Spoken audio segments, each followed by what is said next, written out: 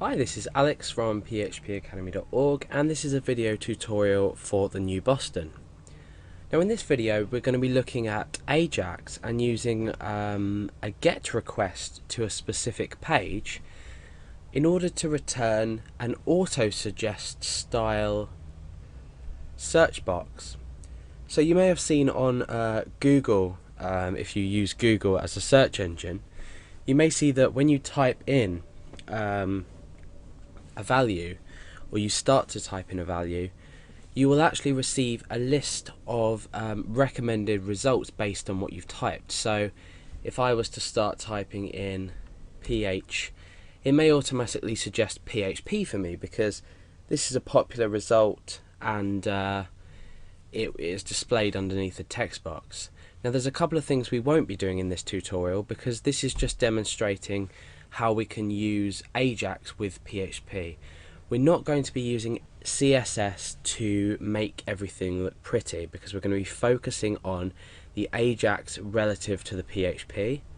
What we're also not going to be doing is searching it by popularity. What we're going to be doing is we're going to use an SQL query to match or match every time we press a key down. So if I'm typing PHP here, every time we press a key we're going to match what we've already got to the rest of a string inside a database. So let me just make this a bit clearer. Let me just open up my database that I've already created. Okay, so if you haven't already created a database, go into phpMyAdmin or whatever you use to administer your MySQL database, and you want to create a database called Ajax or something of your choice, but just remember I'm going to be using the name Ajax. Now we need a table inside of this database called names, or obviously whatever you choose to call it, but remember to add it in the tutorial in the substitute of what I've named it. And we have two field names. We've got ID and we've got name. Now ID is just something I always tend to put in a database just to keep track of how many records there are, and also the ordering of which each record was entered. So you can see that I've got a few names that I've already entered in. Let's just take a look at the database structure so you can see how I've set this up. We've got ID, which is a primary key, and it's an auto increment. So every time we insert a record, it will increment this value. And name is just a variable character of 40. So that's all you need to do. And then you want to put some dummy data inside your database, inside your table, sorry. And the data that you want to put in is that the data which put a few names in first of people you might know, etc., and then choose a name that already exists but with, say, a different surname, for example. So when we start to type, let's just go back to context, when we start to type Alex like that, we'll get Alex Garrett and Alex Malcolm returned. And then when we continue to type, we might type Alex G, then Alex Malcolm will no longer match what we've currently typed, so Alex Garrett will be returned. So hopefully that makes sense. If you can though, add as many rows as you can in here, as many records as you can in here to get the best effect from this possible. So what we're going to be doing is we're just going to be creating a text area or a text input box first of all, and we're not going to have a submit button obviously because as the user types we want the auto suggest to work, so we're going to do this via Ajax, and our search.inc.php file is going to do the searching for us. So in index.php, let's just set up first of all our page, the head of our page, the body of our page, then we'll set up the area that the user can type in. We'll also then set up the div area where the results will be shown. So let's go ahead and create our HTML root tags. Let's go and do the head tags just underneath that, and body.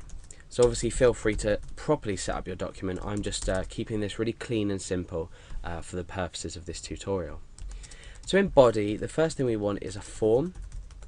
We don't need an action, and we don't need a method because we're not posting this form.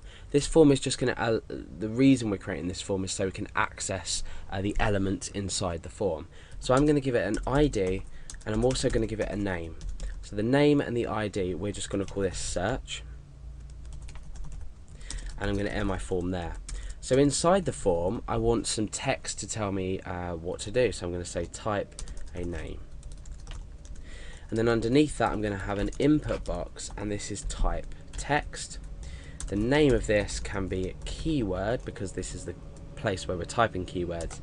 And then we want this on mouse down, on key down, what do we call it, event. So we want an on key down event. And what we're going to do is every time a key is pressed, so every time we're in focus on this, let's just preview it so I can explain a bit better. So every time we're in focus on this, we can we'll click in here and we'll start to type something, and every time we press a key down, so I'm pressing a key down now, the Ajax page or the Ajax code will load in this search.inc.php page that we have here. So let's go ahead and make up the name of our function now, so we can put that into our JavaScript in a moment. So I'm going to call this find match. We'll call it find match. Okay, so obviously now that we have this find match function, we're going to need to add that function up here a bit later on inside JavaScript. So let's go and create our div. We need to create an ID for our div as well, because remember, within the Ajax we get this element by its ID, and then we load some HTML into this. And this HTML is going to be the returned values that we find from search.inc.php.